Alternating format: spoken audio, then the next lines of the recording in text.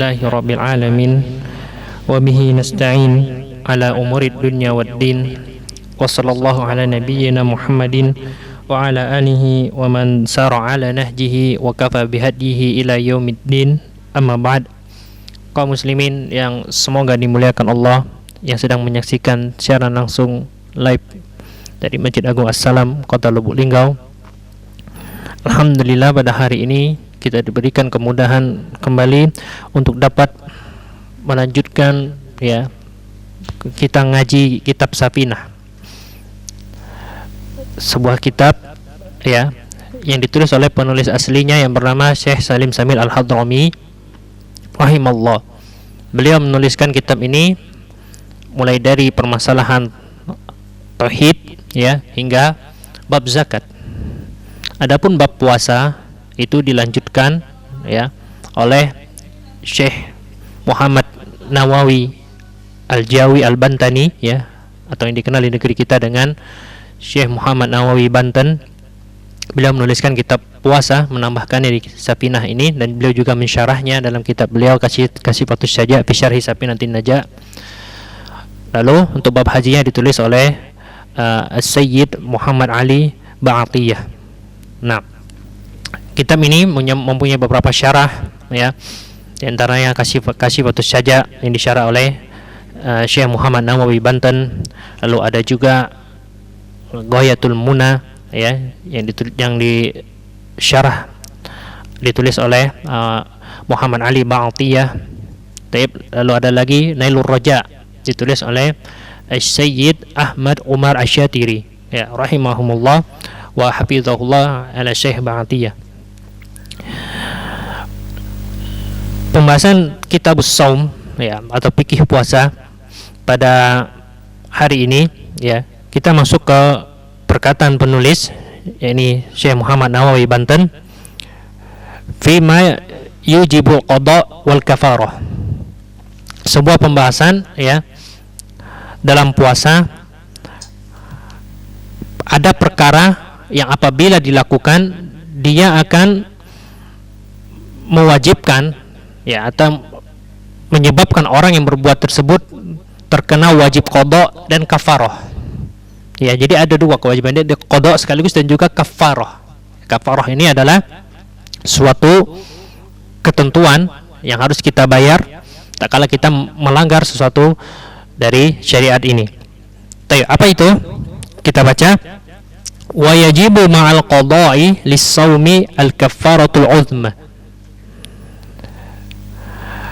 Wajib mengqada puasa disertai juga dengan kafarah, membayar tebusan al-uzmah, kafarah yang berat, taglid. Wa ta'zir, begitu juga diberikan hukuman ta'zir. Ta'zir ini hukuman yang wewenangnya ditetapkan oleh ijtihad penguasa atau pemerintah. Ada hukum had, ada hukum ta'zir. Hukum had ini ditetapkan oleh syariat, seperti orang mencuri dipotong tangan, berzina dirajam, orang yang murtad itu kalau tidak tobat dia juga dieksekusi mati, misalkan. Adapun ta'zir, ini hukumannya ijtihad pemerintah, sebagaimana dalam mazhab Syafi'i, untuk orang yang dia meninggalkan salat, dia masih muslim, dia tidak salat, dia tahu salat itu wajib. Kalau nggak sholat berdosa, tapi dia malas sholat. Dalam mazhab Syafi'i dia masih muslim, tapi dia dimintai tobat. Kalau dia tidak mau tobat, maka dia dihukumi ta'zir bil qatl. Ta'zirnya apa? Dengan dihukum mati, setelah dimintai tobat oleh pemerintah muslim tentunya. Kita ulangi, wajib mengqadha puasa disertai juga dengan kafarah yang berat, dan juga ta'zir untuk orang man afsada shaumahu fi Ramadan, untuk orang yang dia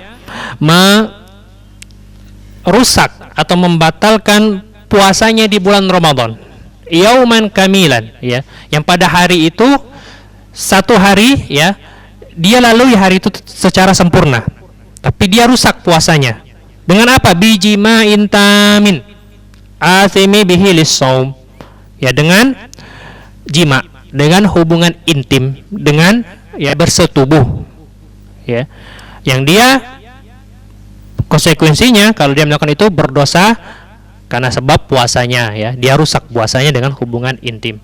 Ya, ini terkait dengan hukum berhubungan intim di siang hari di bulan Ramadan, ya.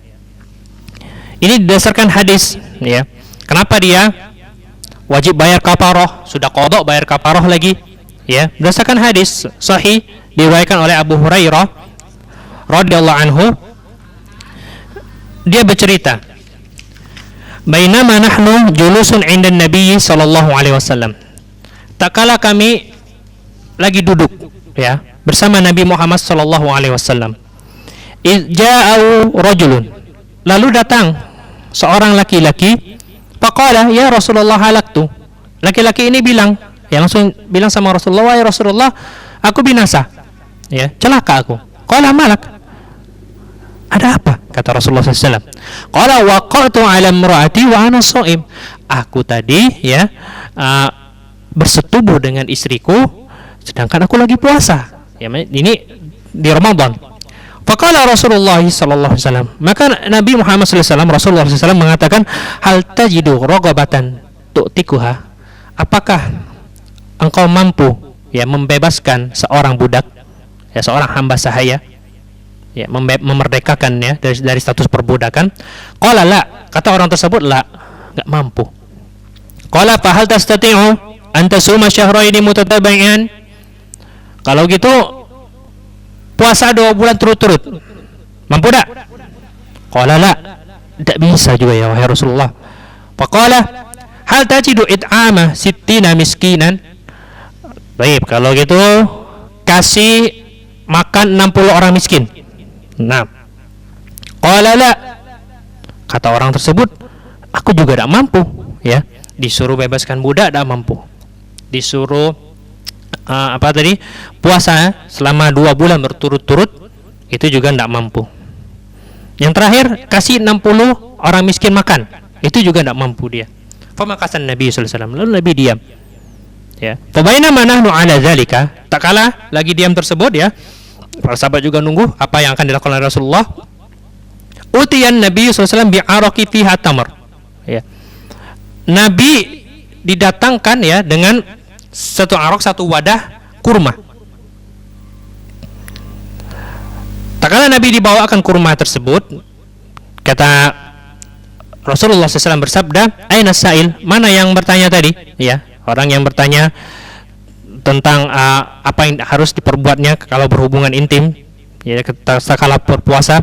Faqala ana, kata orang tersebut, saya Rasulullah, aku yang bertanya tadi.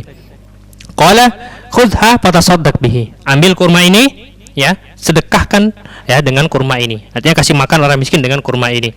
Faqala ar-rajulu a'ala afqara minni ya Rasulullah, fa wallahi ma baina labitaiha, ya, ahlu baitin afqaru min ahli baiti. Apakah aku bersedekah dengan kurma ini untuk orang yang lebih miskin dariku wahai Rasulullah sallallahu alaihi wasallam? Demi Allah, katanya, tidaklah dari ujung timur sampai ujung barat kota Madinah ini, ya, yang lebih miskin, tidak ada yang lebih miskin daripada aku, ya. Maksudnya kurma ini aku disuruh kasih ke orang miskin. Apakah ada yang lebih miskin daripada aku? Sedangkan dari ujung timur sampai ujung barat kota Madinah itu yang paling miskin adalah saya. Fadhahikan Nabi sallallahu alaihi wasallam, lalu Nabi tertawa hatta bada'at, ya, anyabuhu summa qala adhimu ahlak, ya, Nabi tertawa sampai kelihatan gigi serinya, ya. Kata Nabi, berikan makan kepada keluargamu dengan kurma ini, ya. Ini untuk keadaan orang tersebut. Baik.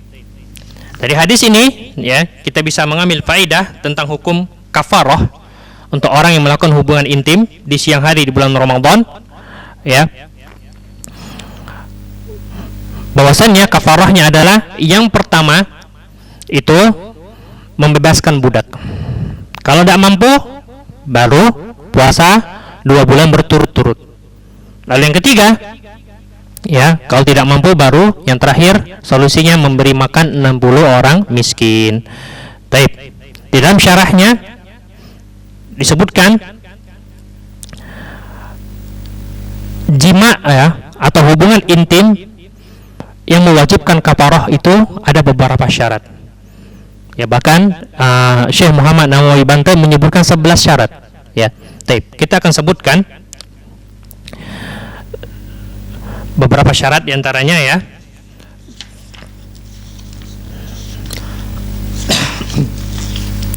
Yang pertama, benar-benar terjadi jima. Nah, ini apa itu jima atau hubungan intim ya, yang dijelaskan para ulama fikih, ya ini dukhulul hasyafah ilal farj, masuknya al hasyafah. Hasyafah itu adalah mohon maaf, ini adalah kepala zakar.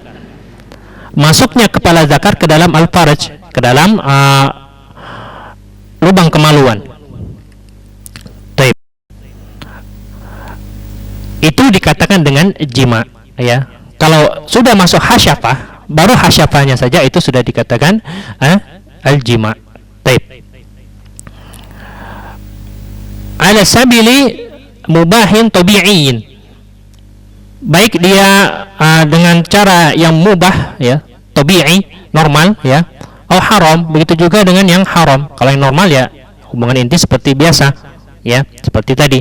Yang haram, yang tidak normal seperti melakukan anal seks, homoseksual atau terhadap binatang ya, itu juga membatalkan puasa bagi yang melakukannya. Taib. Jadi harus benar-benar terjadi jima. Nah, bagi orang yang menyetubuhi ya, kalau hasyafahnya tidak masuk gimana? Kepala zakarnya tidak masuk ya, Masya Allah, ini pembahasannya agak vulgar puasa-puasa gini, tapi ya ini harus dijelaskan karena ini fikih ya. Bagaimana kalau tidak masuk sampai seluruh hasyafahnya, hanya masuk sedikit saja, sebagian saja, misalkan seperti itu ya. Fabatola so'imul al-mautu'ah, maka yang batal puasanya adalah yang disetubuhi ya. Karena kenapa? Kaidah dalam mazhab Syafi'i tentang pembatal puasa adalah kullu ainin ya wasala ilal jawfi min manfadhin maftuhin tufsidus shaum. Ya, itu kaidahnya. Segala sesuatu ya, ain yakni zat, ain yang masuk ke dalam rongga, min manfadhin maftuhin, dari rongga yang terbuka, maka itu merusak puasa. Al-faraj, ini kemaluan ya, yang kemaluan wanita itu termasuk manfadhin maftuhin, rongga yang terbuka, sehingga walaupun hasyafah, kepala zakar itu tidak masuk seluruhnya, maka dia telah batal puasa untuk yang wanita tersebut ya. Karena apa? Wusulul jaub ila manfadhin maftuhin, telah masuknya wusulul ain ya ilal jaub min manfadhin manfuzin, telah masuknya ain ya, atau zat ya ke dalam rongga dari rongga yang terbuka. Taib. Ini tentang syarat yang pertama ya. Harus benar-benar terjadi jima baru wajib kafarah. Taib. Yang kedua, dilakukan di siang hari. Berdasarkan firman Allah tabaraka wa taala, "Uhilla lakum lailatus siyami ar-rafasu ila nisaikum." Dalam surat Al-Baqarah ini ya, ayat 187. Dihalalkan untuk kalian ya pada malam hari bulan puasa itu rafas.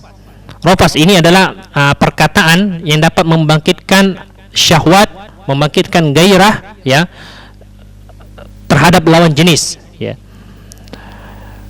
Dihalalkan pada kalian malam hari rafas ya kepada istri-istri kalian. Jadi malam hari diperbolehkan, adapun siang hari itu dilarang. Ya, kenapa Allah sebutkan ini? Karena di awal-awal diwajibkan puasa dulu bagi umat Islam ya. Awal mulanya puasa itu apabila sudah berbuka ya, lalu masuk waktu isya atau sudah tiba waktu malam, dan apabila sudah tertidur, maka tidak ada lagi namanya makan minum ya, lanjutkan puasanya. Begitu juga berhubungan tidak diperbolehkan. 6. Jadi batas waktunya selagi belum tidur Kalau sudah tidur maka itu tidak diperbolehkan lagi. Makanya Allah katakan uhilla lakum lailatus siyami arrafasu ila nisaikum. Ya, firman Allah ini sekarang dihalalkan untuk kalian pada malam hari untuk rafas kepada istri-istri kalian. Hunna libasul lakum wa antum libasul lahun. Karena mereka itu adalah pakaian untuk kalian dan kalian juga pakaian untuk mereka. Ya, ini untuk pasangan suami istri. Ingat fungsi pakaian itu apa sih? Ya, paling tidak ada 3 fungsi pakaian itu. Yang pertama menutup aurat. Ya, ini pasangan suami istri itu harus saling menutupi aib masing-masing. Karena itu fungsi pakaian. Di antara fungsi pakaian. Lalu di antaranya juga yang kedua adalah untuk menjaga tubuh ya dari bahaya-bahaya di luar seperti kotoran, seperti juga panas ya. Begitu juga layaknya pasangan, mereka saling menjaga satu sama lain. Ya. Karena Allah ibaratkan mereka pakaian bagi satu sama lain. Lalu fungsi pakaian diantaranya juga adalah untuk zina, untuk berhias ya, zina bukan zina tapi zinatun, ini berhias ya. Seorang terhadap pasangan itu menjadi hiasan untuk pasangan yang lainnya ya. Oleh karena itu hendaklah kita menghiasi pasangan kita dengan sebaik-baik perhiasan. Dan seterusnya dari ayat surah Al-Baqarah 187 ini. Itu syarat yang kedua ya. Syarat pertama tadi benar-benar terjadi hubungan intim, yang kedua dilakukan di siang hari. Lalu yang ketiga dilakukan di bulan Ramadan ya. Kalau puasanya selain bulan Ramadan, misalkan walaupun untuk puasa wajib, puasa nazar ya. Misalkannya, maka itu tidak wajib kafaroh. Yang wajib kafaroh hanyalah puasa Ramadan. Kalau dia berhubungan intim di siang hari ketika puasa di bulan Ramadan. Baik. Kita lanjutkan syarat yang berikutnya yang keempat ya, yang mewajibkan kafarah itu sengaja ingin berhubungan intim di siang hari bulan Ramadan padahal lagi puasa. Nah, kalau dia lupa maka tidak wajib kafarah.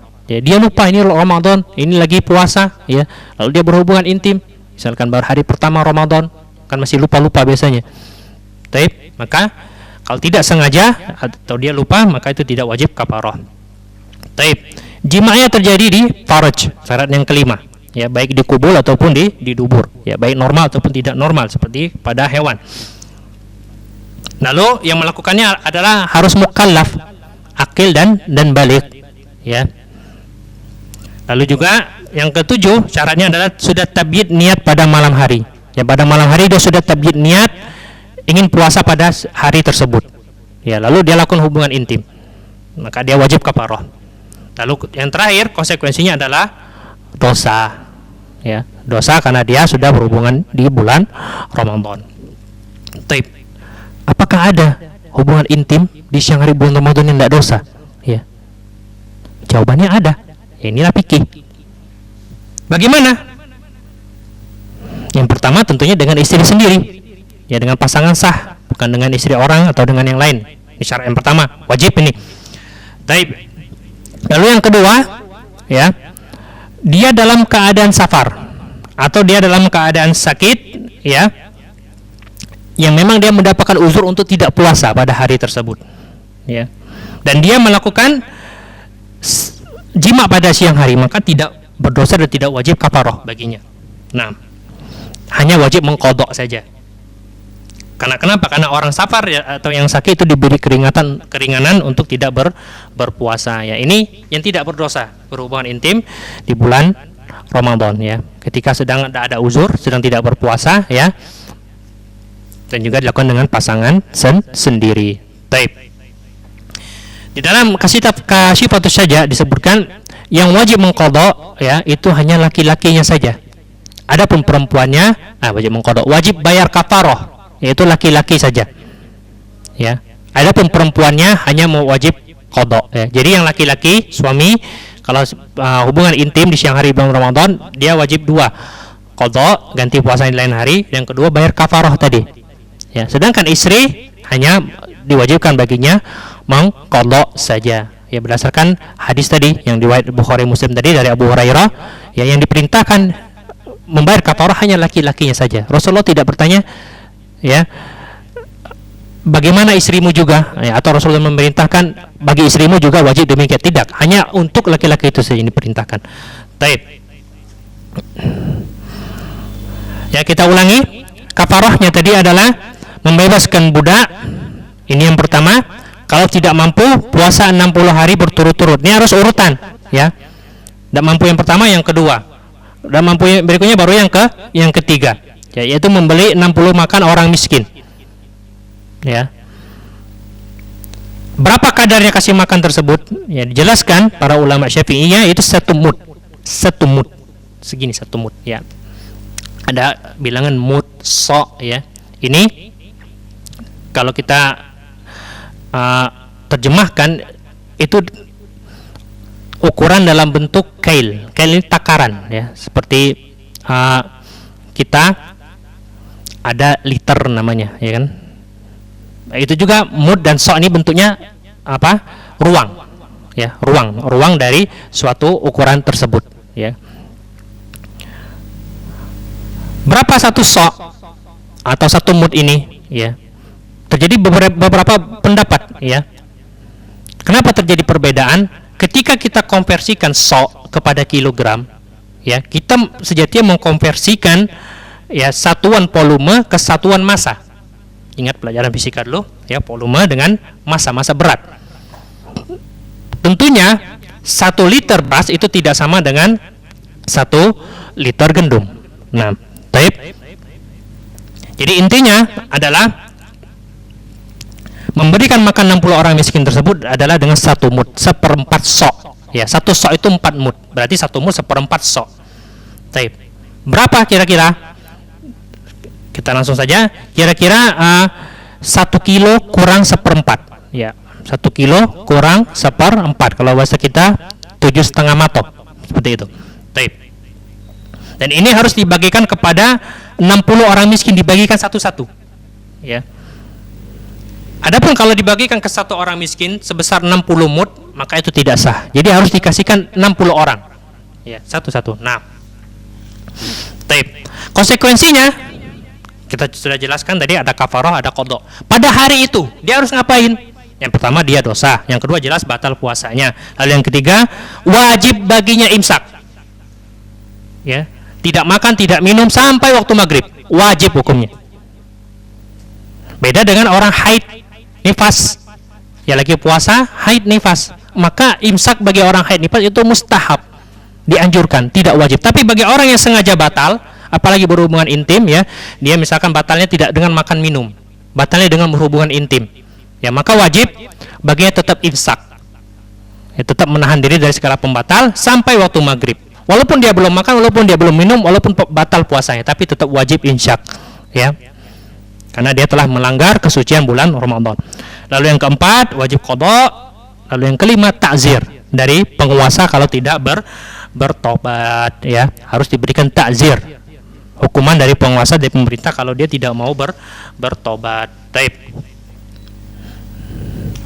Kalau tidak mampu semua seperti kasus orang tadi yang datang kepada Nabi, ya, bebaskan budak, kan tidak ada budak sekarang, ya. Di Linggau memang banyak budak-budak, tapi budak secara bahasa, bukan budak yang disebutkan di sini, ya. Taib. Bebaskan budak tidak mampu. Lalu juga yang kedua, puasa 2 bulan berturut-turut tidak mampu, kasih makan 60 orang miskin juga tidak mampu, maka itu masih menjadi tanggungannya, artinya utang, ya. Kewajiban bayar kafarah tidak gugur dan dibayar ketika dia sudah mampu.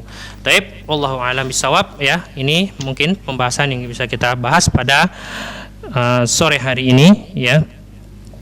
Dipersilakan kepada kaum muslimin, ya. Mungkin kalau ada pertanyaan silakan bertanya di kolom komentar, kita akan jawab semampunya yang bisa kita jawab insyaallah taala alam. Taib. Taib.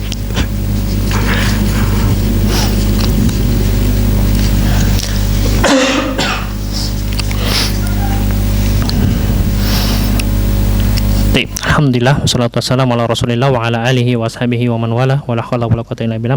Ya, ada beberapa pertanyaan yang masuk, ya, kita akan jawab yang berkaitan dengan tema dulu. Apakah hal yang dilakukan suami istri yang bisa membatalkan puasa? Ya. Apa saja? Taib. Maksudnya apa saja? Nah, yang pertama jelas berhubungan intim itu membatalkan puasa. Suami istri makan bareng siang hari juga batal puasa, ya kan? Terus apa lagi? Istimna, onani. Ya, walaupun dengan tangan istrinya, itu membatalkan puasa, ya, karena yasidu bihi talazzud, karena dia berusaha mencari kenikmatan dengan hal tersebut, ya. Mencium istri, apakah batal puasa? Enggak batal puasanya, ya. Berpelukan dengan istri, apakah batal puasa? Tidak batal puasanya, ya. Bermesra-mesraan dengan istri itu juga tidak batal puasanya. Kapan bermesraan, mencium, berpelukan bisa batal? Idza anzala, kalau keluar mani. Nah, itu baru batal, ya.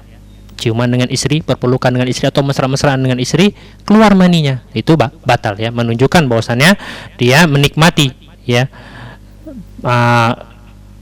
senda guraunya atau pelukannya dengan istri tersebut, ya. Jadi selagi tidak keluar mani, bermesra-mesraan dengan istri itu tidak membatalkan puasa, ya. Kalau hubungan intim, makan bareng istri, jelas puasa, batal puasanya.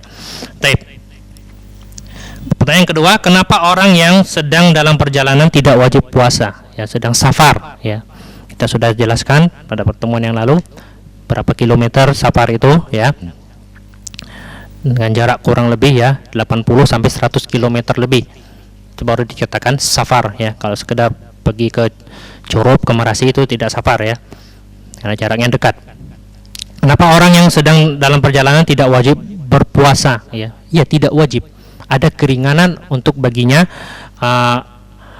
untuk tidak berpuasa, ya. Sebagaimana disebutkan dalam firman Allah dalam surat Al-Baqarah, ya, 186, ya. Itu disebutkan bahwasanya orang yang sakit, orang yang sedang perjalanan atau safar, itu boleh mengqadanya di lain hari, ya. Dalam mazhab Syafi'i ini safarnya harus sebelum subuh, ya. Kalau dia sebelum subuh sudah berjalan, maka boleh baginya untuk tidak niat puasa pada hari itu, ya. Adapun kalau dia perjalanannya, safarnya baru siang hari setelah subuh, ya, baru dia jalan, maka dia tetap harus niat dulu, tetap harus imsak dulu, harus puasa dulu. Adapun kalau di pertengahan jalan, ya, dia rasa kesulitan, ya, kalau dia meneruskan puasanya bisa-bisa memudaratkan, membahayakan dirinya, maka boleh baginya untuk berbuka dan menggantinya atau mengqadanya di lain hari, ya.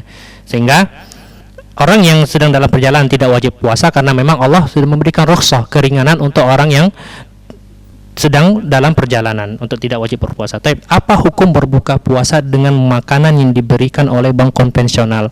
Masya Allah, ya, pertanyaan yang agak berat pada sore hari ini. Berbuka puasa dengan makanan yang diberikan oleh bank konvensional, ya. Jadi jelas, ya, yang memberikan bank, bukan pegawainya.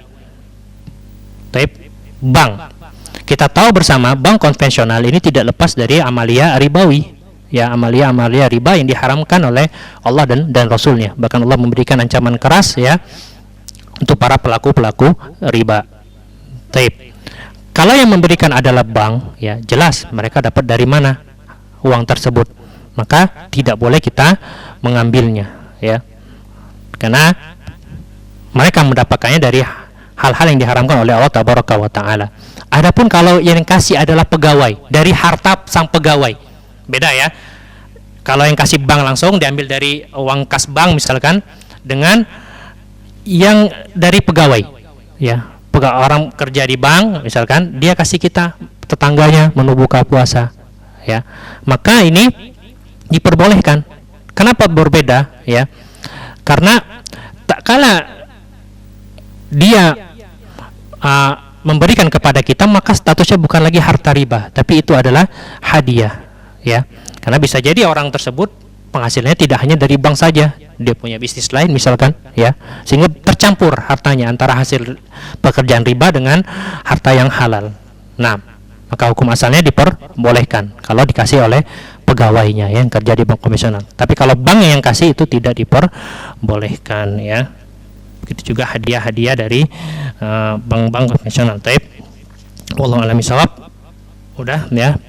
Ini yang bisa kita sampaikan pada sore hari ini, ya. Jazakumullah khairan kepada semua yang sudah menyimak siaran langsung ini dan juga sudah bertanya. Ya, kita berdoa kepada Allah Tabaraka wa Ta'ala, ya, semoga memberkahi majelis kita pada sore hari ini.